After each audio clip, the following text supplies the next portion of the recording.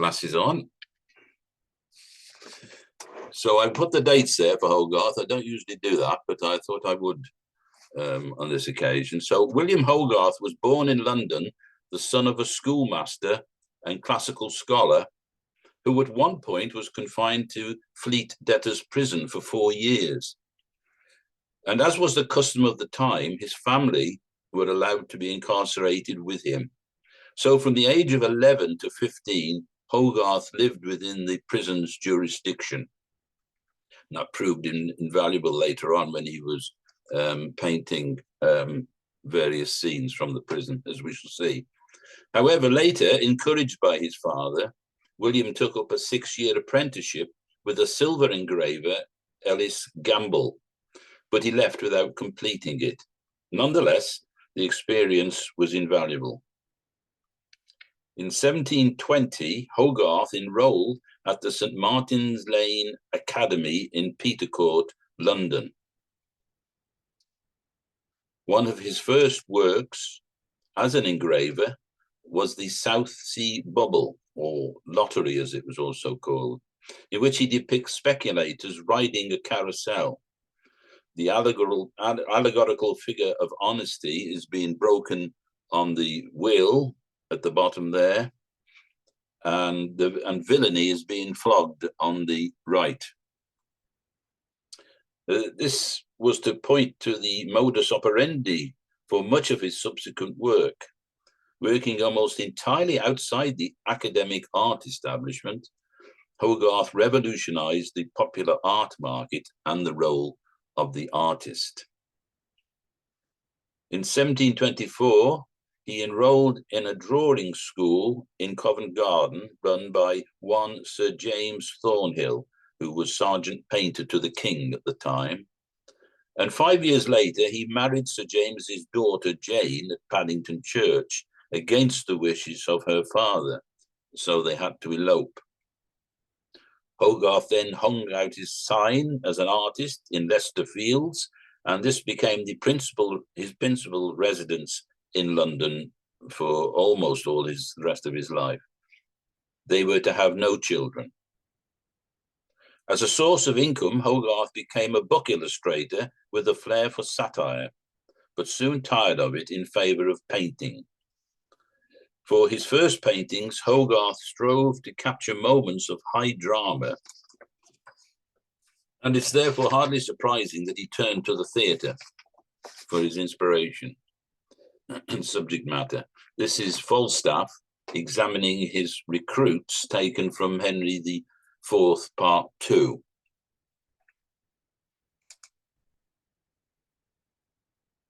I'll let you look at that a moment.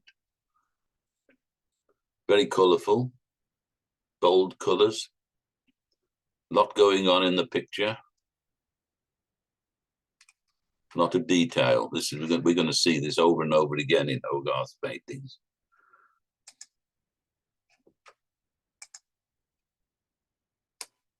The Begar's Opera by John Gay was an enormously popular satire, and Hogarth saw an opportunity to make a name for himself as an artist by painting scenes from it. He painted this picture for John Rich, the owner of the theatre. The scene is set in Newgate Prison.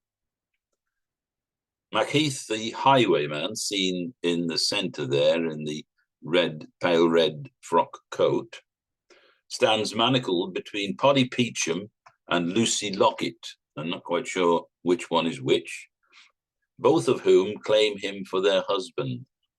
They appeal to their fathers and to the jailer for a reprieve, not realizing that each man hopes to make money out of the hanging. Hogarth produced 6 versions of this, and this is the last of them. Notice the audience sitting on the stage, right and left. There they are.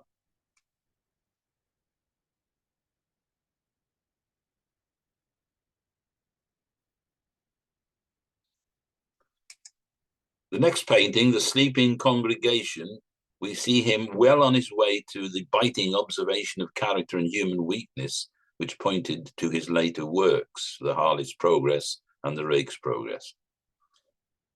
From the Hourglass, there's the Hourglass.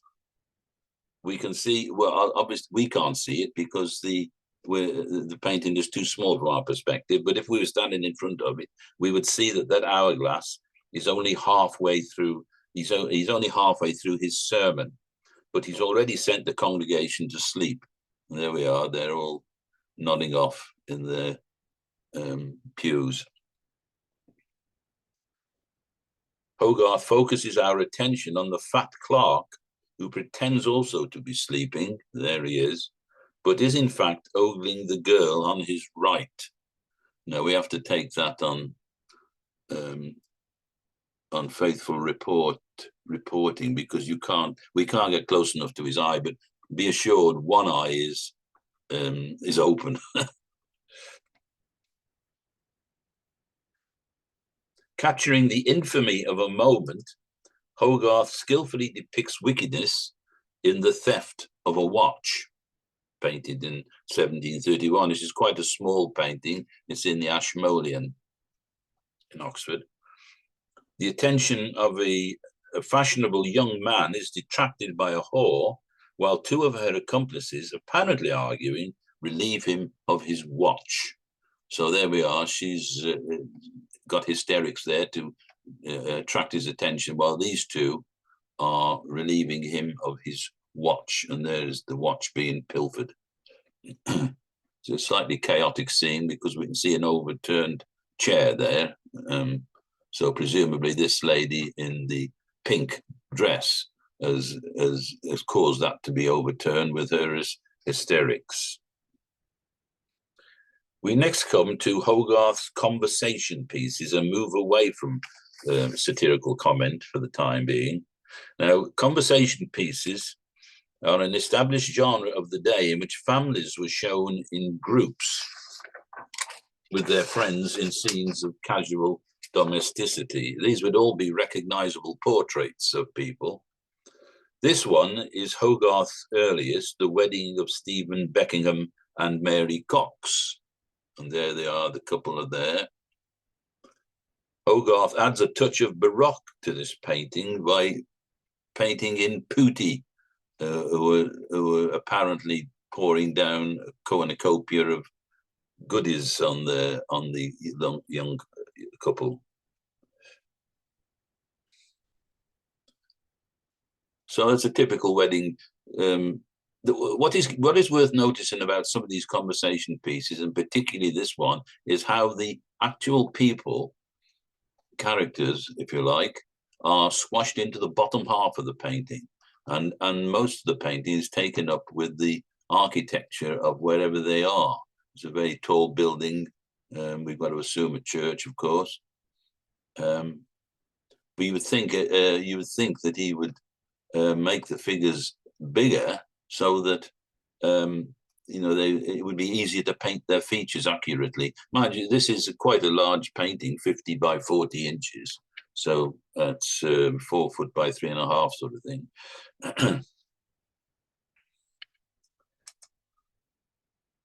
This is the Williston family, a well-to-do family taking tea and playing cards. According to the commentary at the time, these are accurate likenesses, as I say. They've been commissioned to have your family painted for posterity, obviously. So there's the card table, and the ladies on the right are taking tea, and the card table is carrying on. And this character in the center seems to be a bridge from the two halves of the painting. And again, the characters are pretty well confined to the bottom half of the painting, and the top half of the painting is dominated by the architecture of the room and this huge chandelier as well, and the bust on the right. Hogarth also liked to paint children in a quiet domestic setting, as in The Fishing Party. A delightful painting, this, I think. A peaceful scene of domestic bliss. And it's a far cry from what comes later, as we shall see, when Hogarth's satirist gets up steam. So Hogarth isn't remembered for these sort of paintings, of course. He's remembered for the satirical paintings with social commentary. But this is a delightful painting. The little girl there is holding this huge, huge rod from her perspective anyway. And we can see that some sort of, there's a boat there. So although it's not clearly defined, that the river must be there, or the pool, or whatever they're fishing in. And we take this to be the mother and the father sitting around a table. It's slightly confusing as to what's going on there. Now they're back to the satire. These are two versions. There are two versions of Indiscretion, before and after, both with the common theme of seduction and surrender. So we see on the left the lady being seduced rather violently because she's got her hand on the table and she's pulling it over in efforts to release herself from the attentions of this man in his orange culottes. You often see a dog in these paintings. Hogarth's very fond of painting dogs, as we shall see. And then, of course, if we go to the right-hand side, we've got exactly the same interior, the same room, everything is the same green drapes. And now, of course, this mirror on a table is flat on the floor because she's surrendered to his wiles. And there we are. He's pulling his trousers up, as you can see. And she's looking adoringly at him, so she must have enjoyed the encounter, I suppose. And the dog is just being inquisitive about the back of the mirror. So, as I said, he painted two versions of this, and we shall see the second version now. There we are, before Indiscretion and after Indiscretion. So this is all happening outside now, as you can see. And I don't need much. It doesn't need much commentary from me about this. You can see what's going on. The only difference really is that they're outside. And whereas we saw in the previous painting, the man was rearranging his dress. In this case, it seems to be the woman who's déshabillée, shall we say. They're quite small, these paintings, 15 by 18, and this one is in the Fitzwilliam Museum in Cambridge. The second version, this on the left here, she's got apples in her apron, and it's suggested that the woman is coveting forbidden knowledge. The vivid blues, yellows, and reds of their clothes also enhances the eroticism and lead us to the Harlot and the Rake series, where anarchic forces menace the fabric of polite 18th century society grounded on pious family life. By now, Hogarth has discovered that conversation pieces would never make him rich. Furthermore, call it genius or inspiration, he realized that if he painted compositions which could be engraved, all the profits of the sale of the prints would be his own. This spawned the idea of creating a series of pictures relating to a continuous narrative. So now we come to the Hogarths Progress, of which I'm sure you've all heard.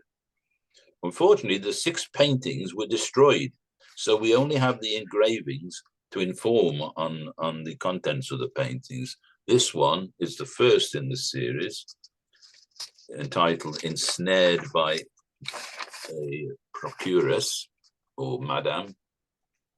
In the first, we see innocent Molly Hackabout arriving in London from the country. She is immediately accosted by a madame.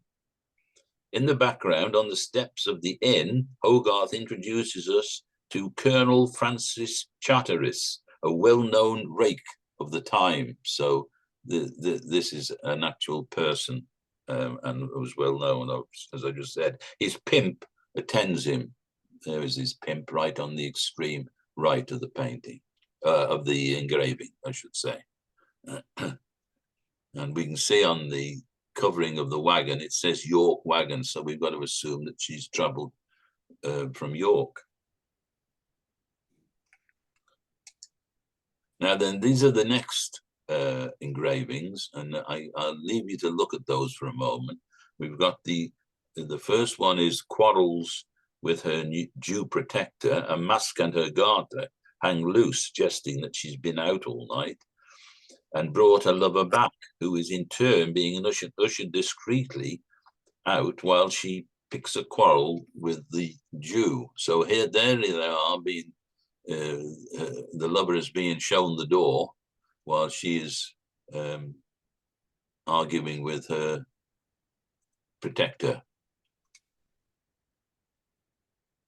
And then we come to Apprehended by the Magistrate. The opulence of the previous room is replaced by poor furnishings, suggesting Moll has come down in the world. So there's the magistrate coming through the door on the right, and Molly is just rising from the bed, and there's a servant serving her breakfast of sorts. The next engraving in the series, we next see Moll in Bridewell prison with other prostitutes and pimps. And there we are, she's in the prison. And as I said, Hogarth can resort to his own experiences of prisons, not necessarily Bridewell, but he obviously would know the setup of prisons of those days. And then we find her in the last one that she's died. So we see her funeral. And typical with Hogarth, it's all a bit chaotic and people in dramatic, melodramatic gestures everywhere. And we're led to assume that these are her parents, possibly. And these would be her friends or fellow working girls, I suppose we call them today. Following the success of Hogarths Progress, Hogarth continued with the genre, producing 6 paintings which have survived and can be seen in the Sir John Soane Museum in Lincoln's Inn Fields. He called these a rake's progress. So in the first painting, called The Young Heir, we see Tom Rakewell, who has inherited a fortune from his father, and he's being measured by a tailor. Hogarth has painted him with a vacant, foolish face, as you can see. The woman weeping on the left is Sarah Young. There she is. She has been seduced by Tom, and her mother, as the mother, is roundly upbraiding him and urging him to do the right thing. Instead, Tom offers her money. His hand is outstretched, offering her money to buy her off, while his rascal of an attorney, and there he is with a quill in his mouth, is helping himself to Tom's cash. So that's the narrative of this scene. It's all typically chaotic. There's a maid in the background making up a fire in this Adam fireplace. What this servant is doing on the ladder, we don't know. And a lot of the doors of cupboards and what have you are open, and it's all a bit chaotic. And this coffer in the front of the lower section of the painting, well, it seems to be, its contents just seem to be strewn all over the place. So that's the first one. In the second painting, there we are, surrounded by artists, we find Tom no longer in his grimy house, within a stately room surrounded by flatterers and fashionable rogues, hoping for his patronage. This is Tom, all dressed up nicely in smart clothes. A foppish dancing master, for instance, is attending him. Behind him is a fencing master. So there we are. There's the fencing master with his rapier outstretched for whatever reason. There's also an exponent of the English quarterstaff. And I suspect it's that gentleman there. Waiting in line for Tom's attention is a landscape gardener holding out a design for the garden of a country house, which we are to assume Tom has acquired with his newfound wealth. So this would be the gardener here, and that's his map.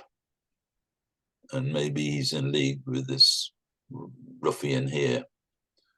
Now, in these paintings, you can see now that the actual personages, they dominate the painting now. They're not confined to the bottom half, as we saw before. We get a clearer idea of the narrative and the dramatic quality of their various gestures and attitudes. In the tavern scene, Hogarth has chosen to set the narrative in a notorious inn in Drury Lane, the Rose Tavern, a well-known haunt for whores and pimps. So Hogarth must be acquainted with the interior of this place. We won't ask why. Tom has been on the town probably all night. A telltale box of mercury pills, a cure at the time for venereal disease, has fallen from his pocket. It's hard to work out where they are. They must be on this floor there. One of the whores is stealing his watch and passing it to another behind. So there we are. She's stealing. This one has got his watch in her hand, and this one is taking it off her. Hogarth has managed to paint a spirited scene of debauchery to convey a good time had by all. A lot of colour in this painting, a lot of action, a lot of movement, all sorts going on. And if you go to the Sir John Soane Museum, these paintings are curiously hung on the back of large concertina shutters, from what I remember. It's been a while since I've been there, and you have to ask to see them because there's quite a performance in fiddling about with these shutters so that they can be exposed. Arrested for debt. Now, Tom's story has moved on somewhat in this next painting. His money is all gone, and he's being arrested for debt. St. James's Palace in the background, there's St. James's Palace, suggests that he might have been on his way to visit the king. The woman is Sarah Young. There she is, and we saw her in the first painting. She was the woman that was being bought off by Tom, if you remember. And despite everything, she appears to be taking pity on him in this. He's either being dragged out or he's rushing out of this sedan chair, as you can see. These are the magistrates there. Also in the scene are a lamplighter, a nice little bit of detail there up on a ladder. It's a curious ladder that it seems to have the left hand upright, but not the right hand upright. And this gentleman here is a Welshman. We know that because he's got a leak in his hat.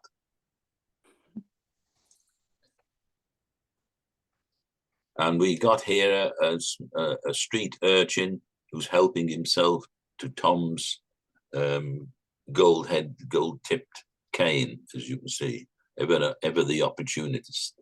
And again, the dog, the King Charles Spaniel, I would suggest that is. So a chaotic picture, full of movement, full of life, full of colour, an absolute delight. The next one in the series, he marries an old maid for her money. And there he is, getting married. Tom is seen marrying a rich old woman out of necessity. The ugly old crone appears to have only one eye. We can't see that, but if we were close to the painting, we would be able to, I dare say. and is leering at Tom, unable to believe her luck. The marriage is mirrored in the coarse coupling of two dogs on the right. There we are. In the background, Sarah and her mother, and you've got to look hard for them because there's Sarah and her mother, are forcing their way in to prevent the marriage, being held back by a verger, and that would be the verger there.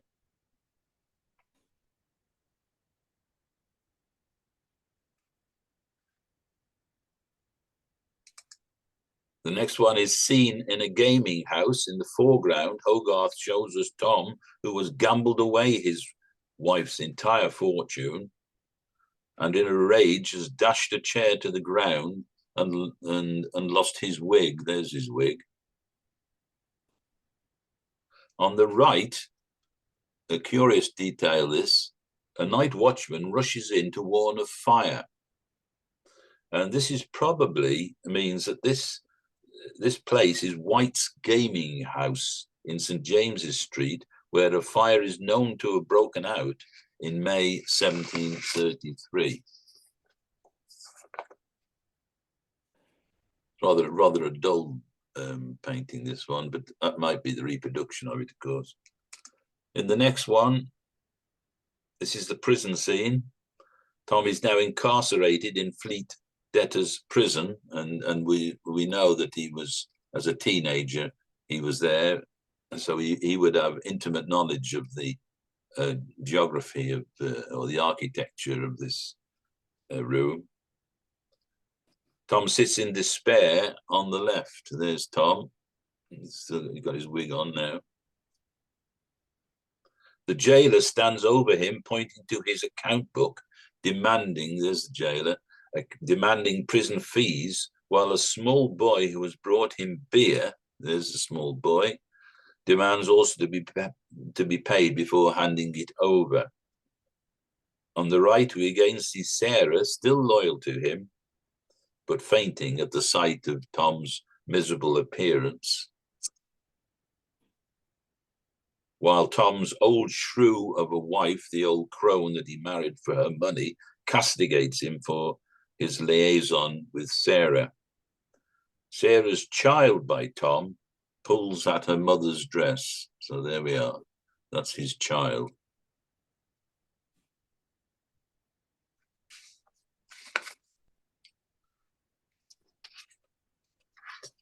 I'm just pausing for you to look at the painting. Typical of Hogarth, there's an awful lot going into these paintings, a lot of things going on. I mean, what is this lady doing here? She seems to be slapping Sarah's hand, probably to wake her up from the faint. And also this lady seems to be giving her smelling salts, I would have thought. So the more you look at these Hogarth paintings, the more details you see. Unfortunately, we haven't got time to linger too long. In the last painting of the Rake's Progress, in a madhouse, Tom has gone mad and is now in Bedlam.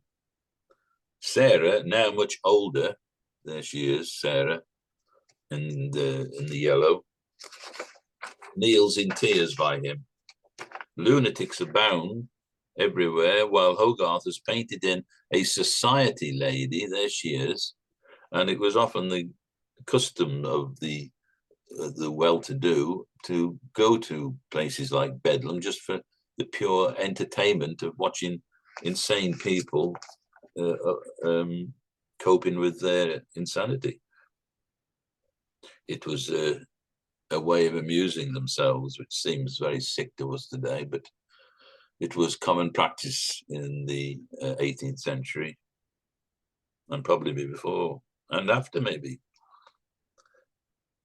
Between 1733 and 1736, Hogarth went on to paint in the same vein satirical studies of street life in London. This is Southwark Fair, for instance, second only to Bartholomew's Fair, held annually each September. There's an awful lot going on in this painting again. Pickpockets and quackery abound, while the central focus is on a group of actors.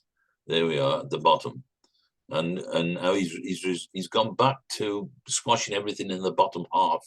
All the action is pretty well is in the bottom half of the painting, although there is some shenanigans going on there. As a record of social history, it's of course invaluable. Hogarth has accurately represented town known attractions. The man on the rope, for argument's sake, is a known attraction of the time. It's stretched from a church tower. I suspect he's supposed to be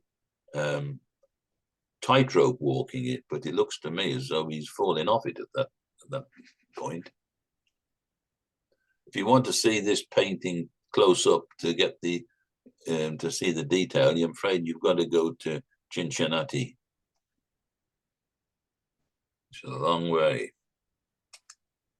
In Four Times a Day, painted in 1736, Hogarth shows us London scenes at morning and noon, they're at the top, and below, evening and night. Some of the areas are readily identifiable. Covent Garden, top left, for instance, St. Giles, top right, and Charing Cross, bottom right.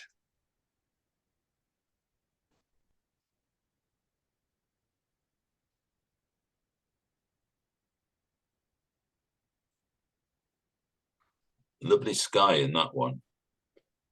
Very cleverly painted.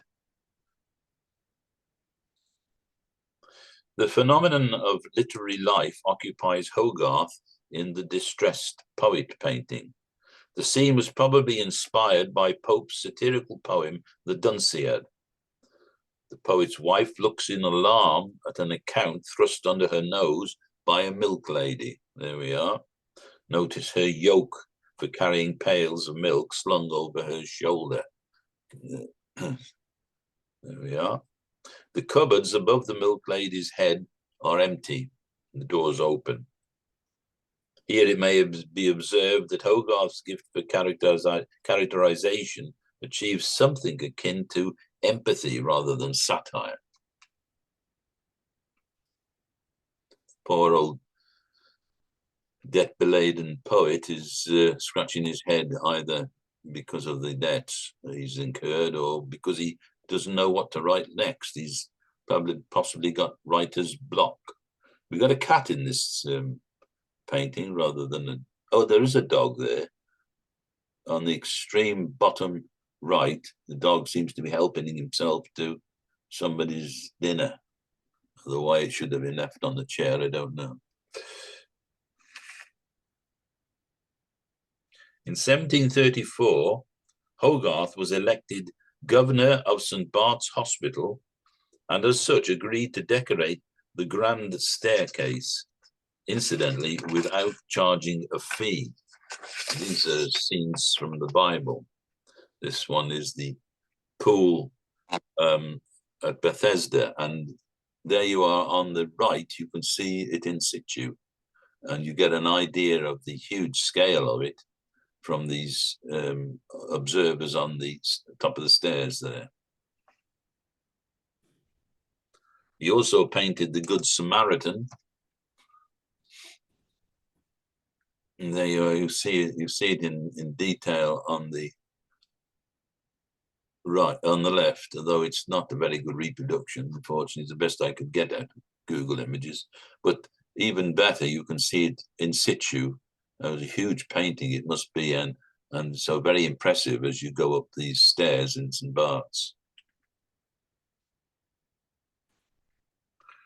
Still on the subject of religious iconography, between the years of 1735 to 40, he painted Satan, Sin, and Death, taking his theme from Milton's Paradise Lost, Book 2, where sin is betrayed as half a woman and half a serpent wearing a girdle of snarling hellhounds. So it's very confused, this girdle of snarling hellhounds, but that's what we're told anyway. Satan wears the armor of the commander of the rebellious angels and is depicted at the gates of hell on his way to earth. Death, painted as a skeleton basically, threatens Satan, but Sin rushes between them, explaining that she is the daughter and that she is his daughter, I beg your pardon, and that death has resulted from the fruits of her incestuous union with Satan. Note the dark portcullis at the top right there, at the gates of hell, and the sulphurous glow top left from where the light source originates. There we are. This is a very dramatic painting. It's 2 foot by 2.5 foot, and it's in the Tate, so you haven't got to go quite so far to see this painting. It's quite a startling image, really.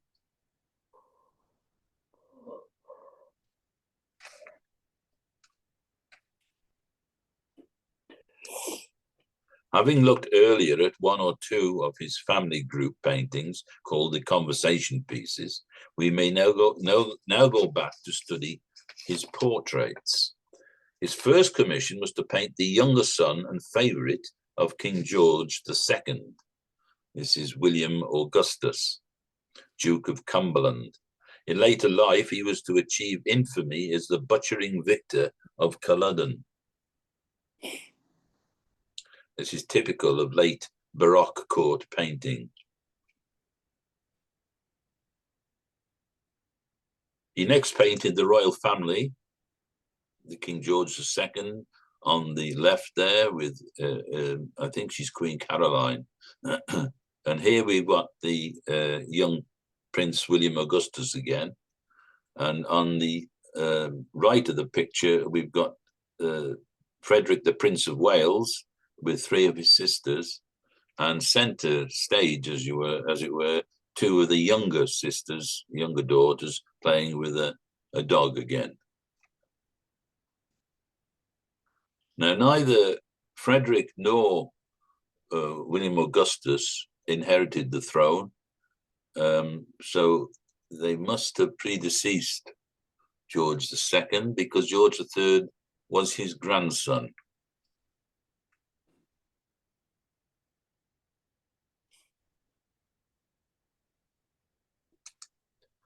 We next look at a delightful portrait of the baby Gerard Edwards in his cradle.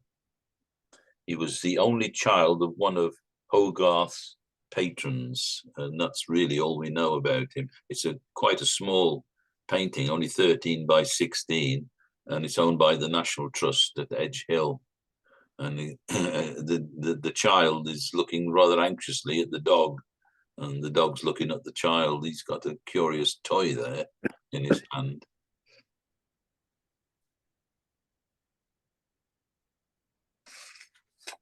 From 1736, Hogarth's conversation pieces seem to have acquired a new polish and confidence. Here we have the Strode family, for instance. Lady Anne Strode, daughter of the Marquis of Salisbury, is giving tea. There she is, giving tea. Notice the locked tea caddy on the floor. Well, of course, tea was very expensive in those days, and 18th century tea caddies pretty well all had locks on them. The butler, Jonathan Powell, pours from a silver teapot, and to his right sits William Strode, a wealthy commodity broker. So there's the butler, and there's William Strode. And to his right, this gentleman here, he is the Reverend Smith, spelt with a Y, later to be an archbishop. On the extreme right, in a blue coat, is Strode's brother, Colonel Samuel Strode. Hogarth adds a nice twist to enliven the group scene. The dog on the right glowers in envy at the dog on the left who has food. So there we are, the two. There's a standoff between the two dogs there, either side of the tea caddy. This painting is roughly about 3 foot square.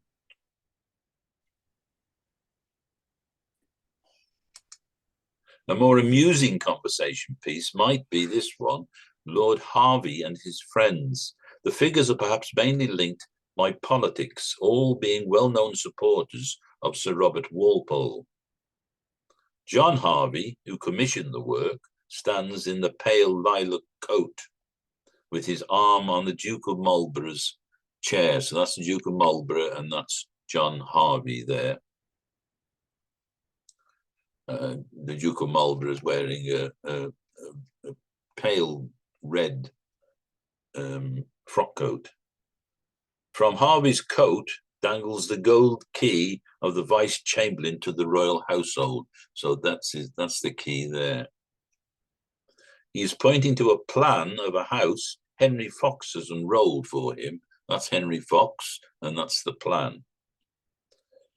The figure on the left, precariously balancing on a chair, is the Reverend Peter Villemin, who is looking at a church where he hopes to be given the incumbency. And the statue is that of Minerva, and it's assumed it's included to add gravitas to the group.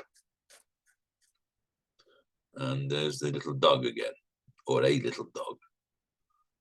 I'm not sure what breed of dog that is. The 18th century, in the 18th century, portrait painting was considered the lowest of the painting genres. The artists who specialized in them became known as face painters because they invariably just painted the features of a sitter while their assistants painted the rest. Hogarth took up the challenge to express his own individual treatment of this genre. In 1733, he painted the condemned murderess, 25-year-old Sarah Malcolm, in her death cell. She was implicated in the murder of 4 people and was hanged at Tyburn. Hogarth went to see her in her cell days before her execution, and there he sketched her simply as he found her.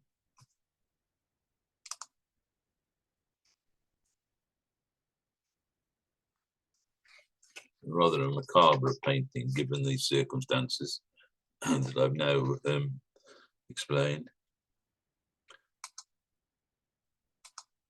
In 1740, he painted on a rather large scale Captain Thomas Corum, who founded the Foundling Hospital in Hatton Garden for illegitimate babies. And this is where you'd find this painting.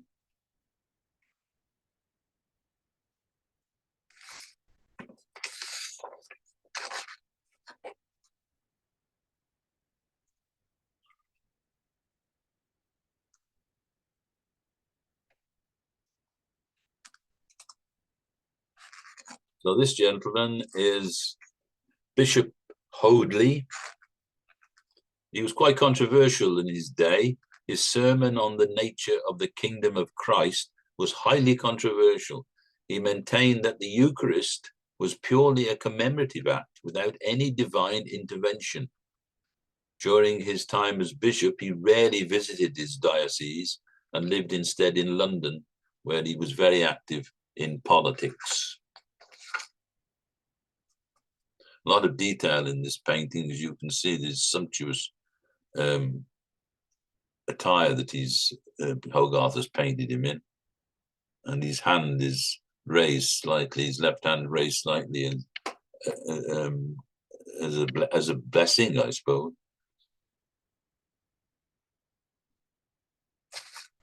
Despite his controversial opinions, it didn't stop him achieving an illustrious career.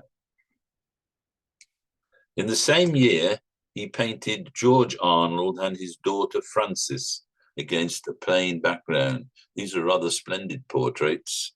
They're quite large. They're both in the Fitzwilliam Museum, measuring approximately 3 foot by 3 foot.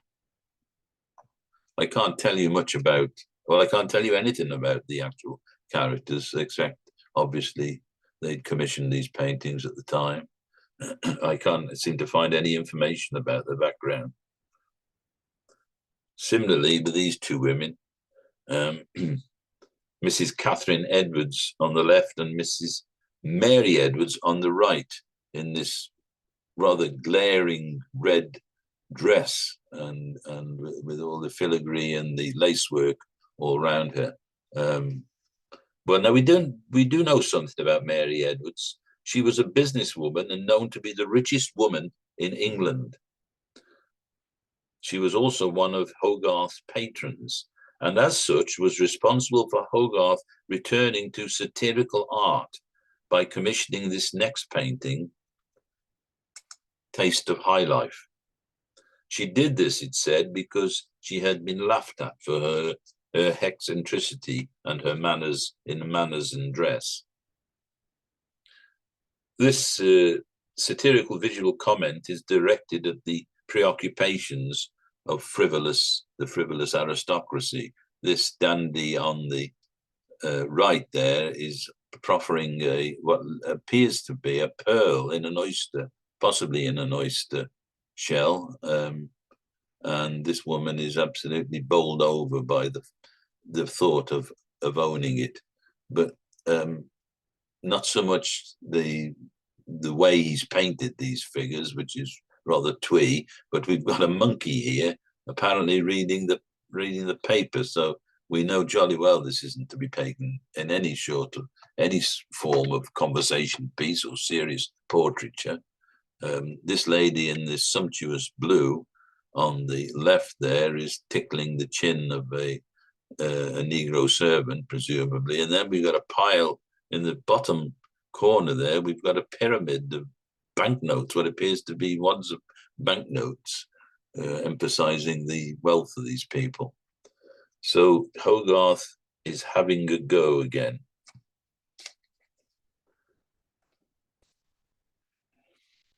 This painting led to Hogarth's series of 6 satires called Marriage à la Mode. I haven't got time to include all the series, but this is I've taken this. This is number 2, and it's shortly after the marriage. You can find them on Google Images easy enough. So the Viscount and his wife sit slouched while the steward leaves the room. There's the steward with his account book under his arm and his eyes turned to heaven in despair. So there we are. That's self-explanatory, I think, isn't it? Looks as though they've been keeping late hours. A lot of detail over the Adam fireplace there. Lots of little figurines, and very untidy in this room. And again, we've got the dog, and that looks as though it could be a King Charles again, or something of sorts. An upturned chair and violin in a case, I suspect that is. So the point of the painting, I think, really is the expression on the steward's face.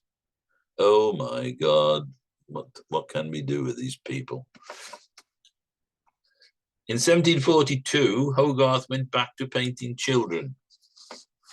This one is called the Grahe Children. It portrays 4 children belonging to the apothecary to Chelsea Hospital. It's a delightful painting. The colours are lustrous and the detail highly polished. Notice the cat, equally as interested in the caged bird as the boy. There's the cat. And there's the boy on the right. So that's a rather delightful painting, I think. These would all be recognizable, obviously.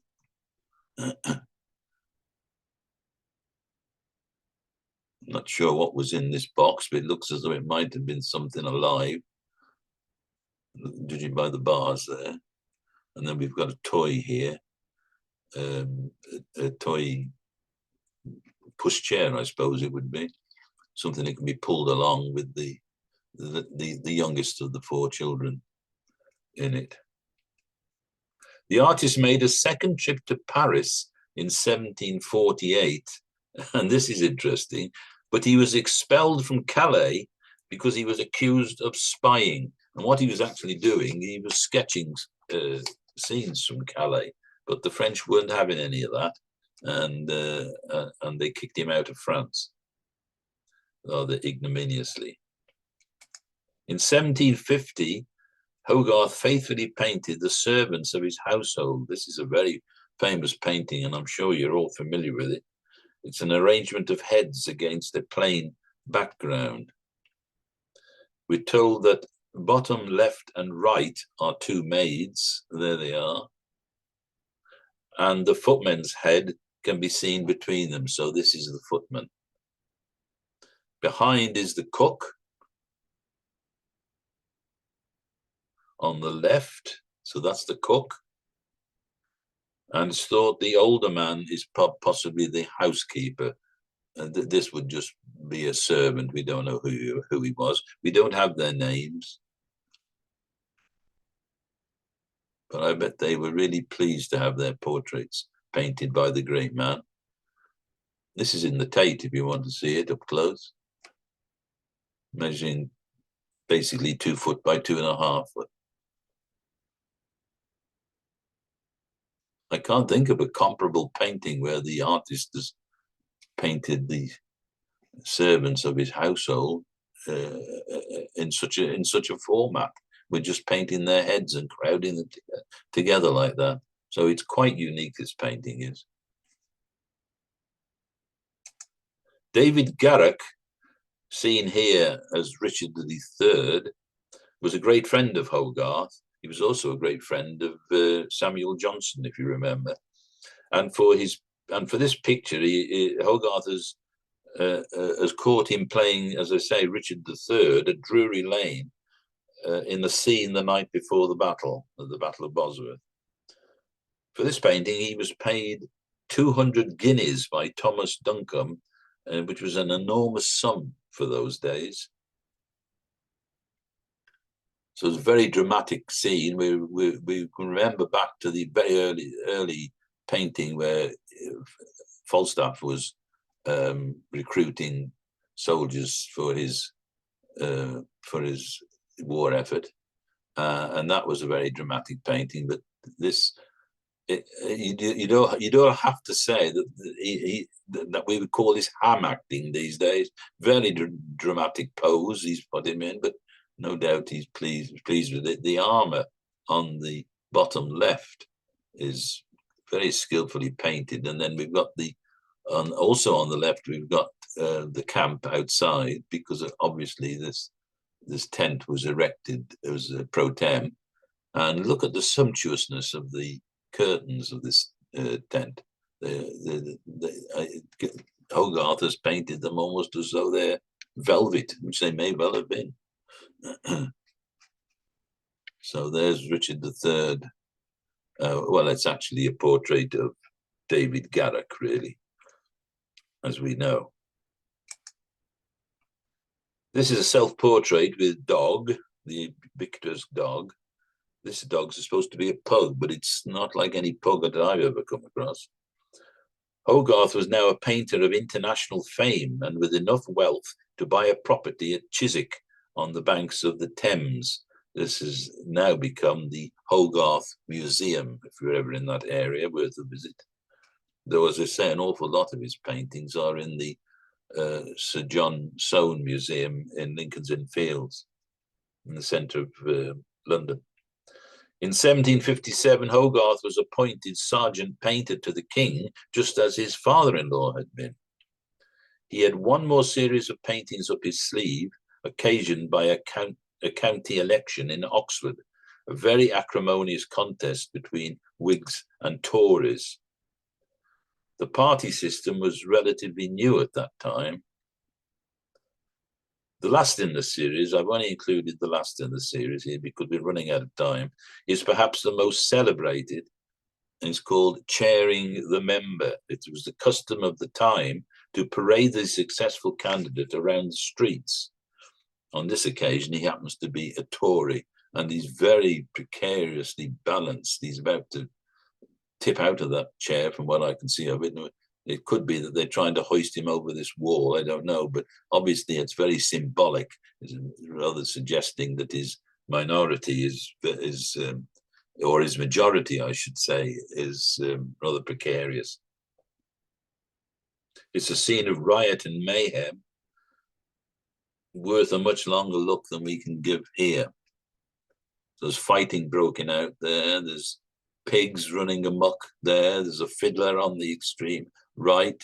There's Hogarth monkey and sitting on a bear. And there's all sorts going on behind this wall. And there's a parade of food being taken into this house. And there seems to be a party going on up there. So an awful lot going on in this painting. It's quite a large painting, 40 by 50 inches. Be well worth standing in front of and taking it all in. As opposed to this largest painting by Hogarth standards, this is a very, very small painting. It's called The Bench, and it's tiny. It's only 6 inches by 7 inches. This is in the Fitzwilliam Museum again. And it's quite obvious what the point of this painting is. The judges are nodding off, or they're actually asleep. This fat one, is the only one who seems to be possibly awake, seeing as he's got the quill in his hand and he's about to sign some sort of warrant or whatever. Frank Matthew Schutz is painted being sick in his bed after a night of dissipation. A typical subject for Hogarth. It's said it was commissioned by Schutz's wife as a warning to him against drunkenness. So presumably she hung it up in the house there so that he would see it every time he passed and be warned off the evils of drink as she saw it.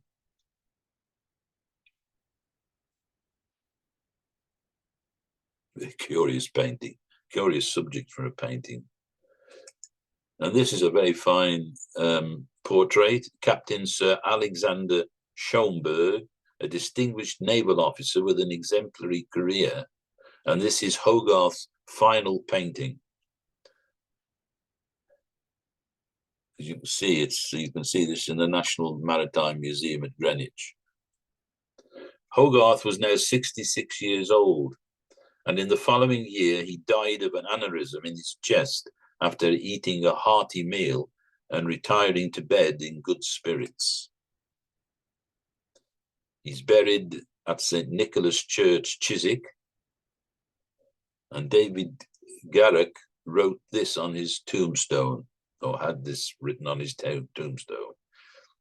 If genius fire thee, reader, stay. If nature touch thee, drop a tear.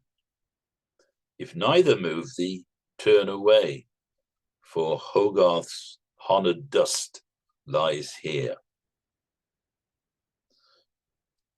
And now I must turn away too, as this concludes the talk.